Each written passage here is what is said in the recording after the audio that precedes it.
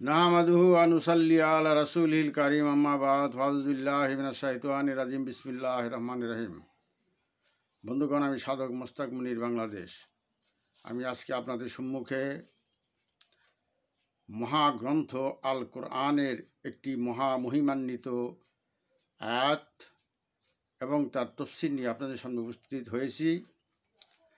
আর সেই মহিমান্বিত আয়াতটি হলো, মহান আল্লাহ রাব্বুল আলামিন পাক কোরআনে ইরশাদ করেছেন, ঘোষণা করেছেন যে কোনো দৃষ্টি আমাকে ধরিতে পারে না, বরং আমি বান্দার দৃষ্টিতে নেমে আসি।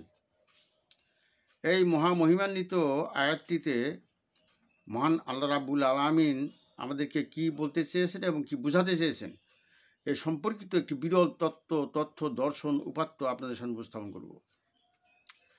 আসলে একটি প্রবাদ আছে যে, তুমি নিজ গুণে না আসিলে কে তোমারে আনতে কেউ পারে এই অধীনে মাদারে। আমরা যতই সাধন ভজন করি না কেন, যতই ইবাদত বন্দেগী করি না কেন, আমরা যতই উপাসনা করি না কেন, যদি মহান আল্লাহ রাব্বুল আলামিন নিজ গুণে, নিজ করুণায়, নিজ দয়ায় যদি তার বান্দার প্রতি যদি দয়ার্দ্র হয়ে নেমে না আসেন, তাহলে কোনো মানুষ বা তথা কোনো সৃষ্টির সাধ্য নাই যে তাকে ধরতে পারে, তার নৈকট্য লাভ করতে পারে, তার দিদার লাভ করতে পারে, তার সান্নিধ্য লাভ করতে পারে, তার সন্তুষ্ট করতে পারে। এখানে আমাদের যে কাজ সেটি হলো মহান আল্লাহ রাব্বুল আলামিনের সন্তুষ্টি অর্জন করার জন্য তার যে হুকুম আহকামগুলো মেনে চলতে হবে, তথা আমাদের সাধনার পর সাধনা করতে হবে, চেষ্টার পর চেষ্টা চালিয়ে যেতে হবে। এরপর সেই মহান আল্লাহ রাব্বুল আলামিনের প্রতি তার দয়া এবং করুণার ভিখারি হয়ে সেই চাতক পাখির মতো তার দিকে তাকিয়ে থাকতে হবে যে কখন না জানি তিনি তার সেই দয়া, তার সেই রহমত এবং তার সেই করুণা ওই বান্দার প্রতি নেমে আসে। তিনি যদি দয়া না করেন তাহলে আপনার কোনো কিছু কাজে আসবে না। কাজে আমাদের কিন্তু তার দয়ার ভিখারি হয়ে থাকতে হবে। প্রথমে আমাদের সাধনার প্রধান কথাই হলো যে আমরা আমাদের চেষ্টা এবং কর্ম করে যাব, বাকিটুকু মহান আল্লাহ রাব্বুল আলামিন দয়ার উপর নির্ভর করে। কাজে তার দয়াকে আকর্ষণ করতে হবে। এখন মহান আল্লাহ রাব্বুল আলামিন এই বাক্য কোরআনে ঘোষণা করেছেন, কোনো দৃষ্টি আমাকে ধরিতে পারে না, বরং আমি আমার বান্দার দৃষ্টিতে নেমে আসি। অর্থাৎ এখানে তিনি যে মহান তথ্য দর্শন উপাত্ত এবং নিগুড় রহস্য আমাদের সামনে উপস্থাপন করেছেন, এবং তিনি আরও বলেছেন যে আমি কাছে থেকেও অনেক দূরে এবং দূরে থেকেও অনেক কাছে।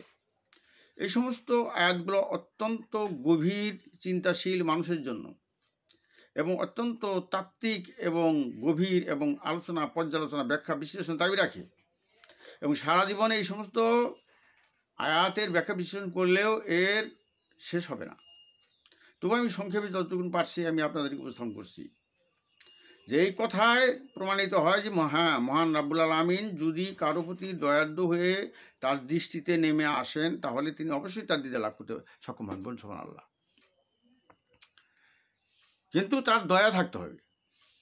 এখানে মহান আল্লাহ বলেন যে বিষয়টি তিনি আমাদের সামনে উপস্থাপন করেছেন সেটা হলো যে আসলে মানুষ তার দর্শন লাভ করতে চায়, মানুষ তার দিদার লাভ করতে চায়, যে তার মিরাজ সাক্ষাৎ করতে চায়।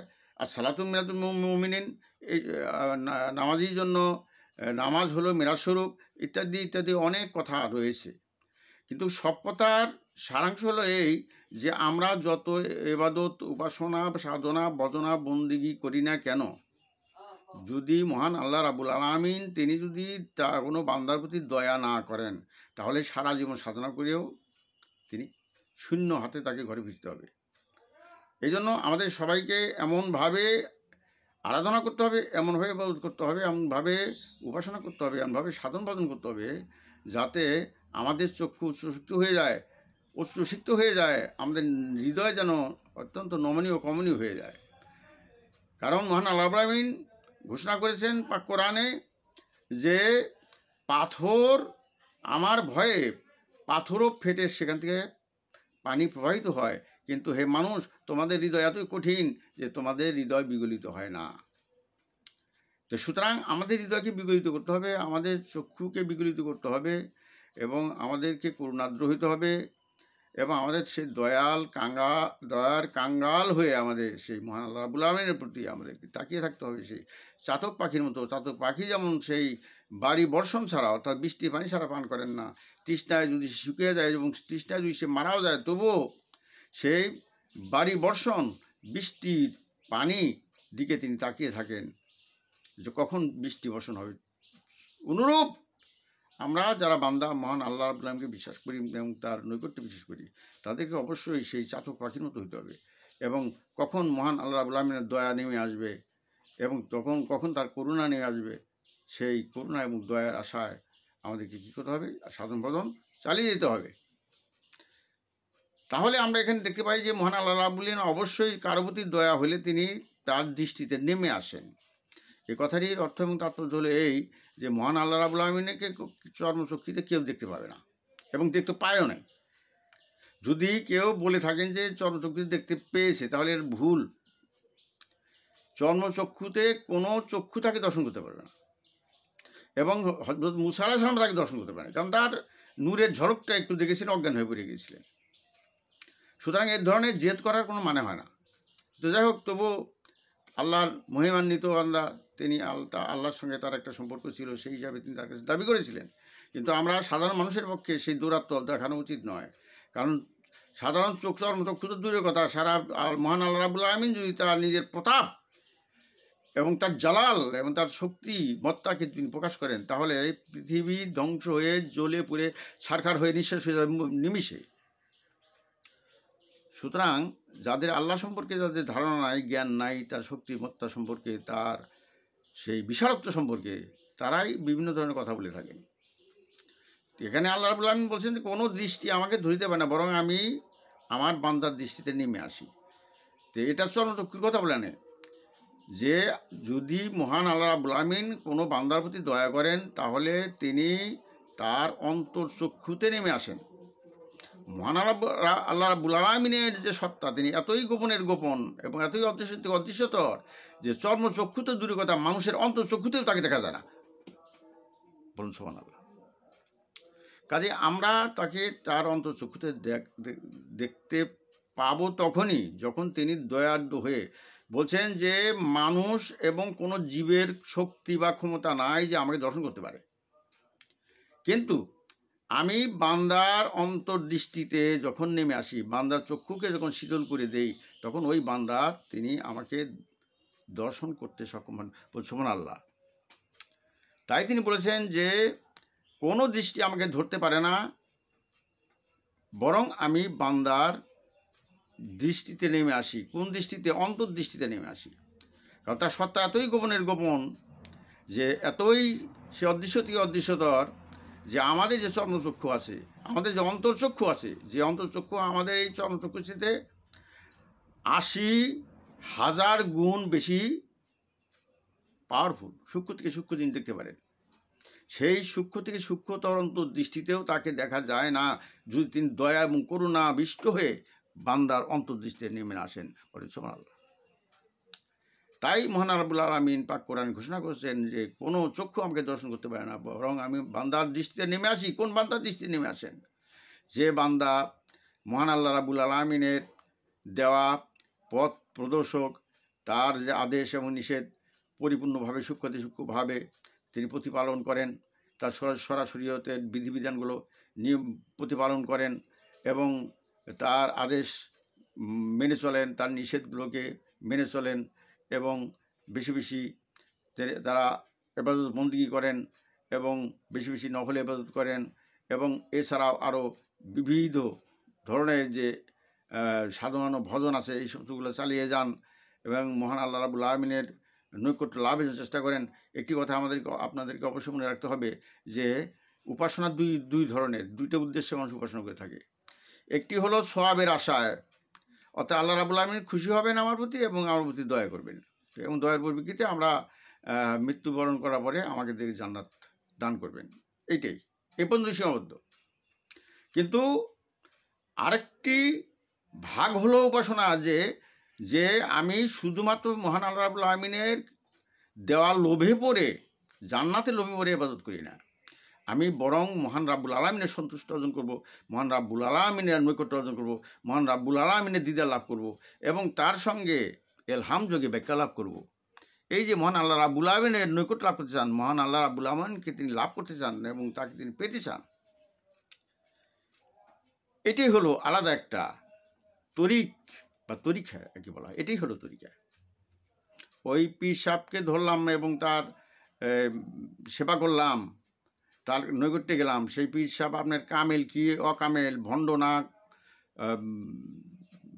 প্রবঞ্চক না প্রতারক, ওই আপনাকে অবশ্যই পরশ পাথর হইলেই আপনি স্বর্ণ চিনতে পারবেন। আপনার নিজেকে পরশ পাথর হইতে হবে, তবেই কোনটা সঠিক কোনটা বেঠিক আপনি জানতে পারবেন। কে কামেল কে মোকাম্মেল চিনতে পারবেন, কে ভণ্ড কে প্রতারক চিনতে পারবেন।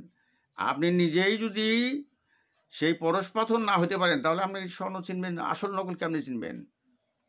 আসল নকল চেনা খুবই কঠিন ব্যাপার। আর বর্তমান দুনিয়াটা হলো এমন একটা দুনিয়া, যে দুনিয়াতে আল্লাহপ্রাপ্ত খোদাপ্রাপ্ত খোদা রঙে রঞ্জিত মানুষের সংখ্যা অতি নগণ্য, নাই বললেই চলে। আর যার পরিপ্রেক্ষিতে আজকে এই পৃথিবীতে আযাব গজব, মহামারী এবং প্রাকৃতিক দুর্যোগ এবং বিভিন্ন ধরনের সেই আল্লাহর সেই বিভিন্ন ধরনের আযাব গজব এবং অসুখ বিসুখ মহামারী এবং বিভিন্ন ধরনের আমাদের উপরে কঠিন কষ্ট দুঃখ প্রাকৃতিক ভারসাম্যহীনতা আমাদের উপর চাপিয়ে দেওয়া হয়েছে। এটা কী জন্য? যে মানুষের সঙ্গে আল্লাহর যোগসূত্র নাই, চেইন ছিঁড়ে গেছে। আর ছিঁড়ে যাওয়া চেইনকে আবার লাগাইতে হবে। কে লাগাবে?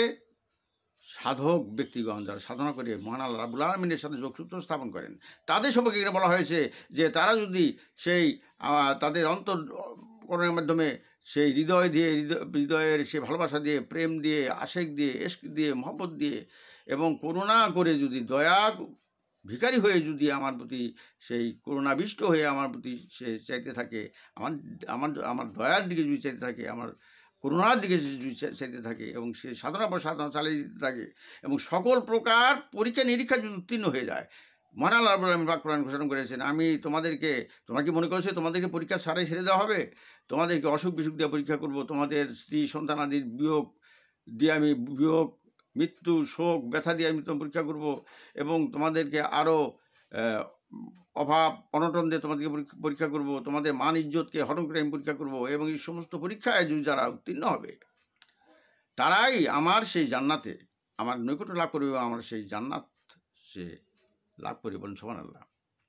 সুতরাং যে ব্যক্তি সমস্ত হকামকে মেনে চলার পরে সাধনা পর সাধনা করে, ভজনার পর ভজনা করে, উপাসনার পর উপাসনা করে, কঠোর মৃত্যু কঠিন সাধনার মাধ্যমে মহান রাব্বুল আলামিনের করুণাকে আকর্ষণ করতে সক্ষম হয়েছেন এবং তার দয়াকে আকর্ষণ করতে সক্ষম হয়েছেন, তার করুণাকে আকর্ষণ করতে সক্ষম হয়েছেন, ওই ব্যক্তির অন্তর্দৃষ্টিতে মহান আল্লাহ রাব্বুল আলামিন তিনি নেমে আসেন, তেমন তার চক্ষুকে শীতল করে দেন। বলেন সুবহানাল্লাহ। এই মহিমান্বিত আয়াতেরটিতে এই মহা বাণীর যে ধ্বনি প্রতিধ্বনিত হয়েছে এবং আমরা যেন সেই মহান রাব্বুল আলামিনের সেই করুণা আমরা লাভ করে সেই মহান রাব্বুল আলামিন যেন আমাদের দৃষ্টিতে নেমে আসেন, আমাদের চক্ষুকে শীতল করে দেন, আমাদের অন্তঃকরণকে শীতল করে দেন এবং আমাদের সেই পরম জান্নাত শান্তির আমাদেরকে শান্তিময় জীবন আমাদেরকে উপহার দেন বা আমাদের প্রতি দয়া করেন, যেমন তিনি দয়া করেছেন সেই অতীতের মহাপুরুষগণ। এবং সেই অতীতের মহাপুরুষগণ সম্পর্কে বলা হয়েছে যে আমার নবীর যে একজন সাধারণ উম্মত, এটা হাদিসে এসেছে, সে পূর্ব যুগের নবীদের সমকক্ষ, বলেন, এবং বরং তার চেয়েও বেশি জ্ঞান এবং গুণের অধিকারী হতে পারে।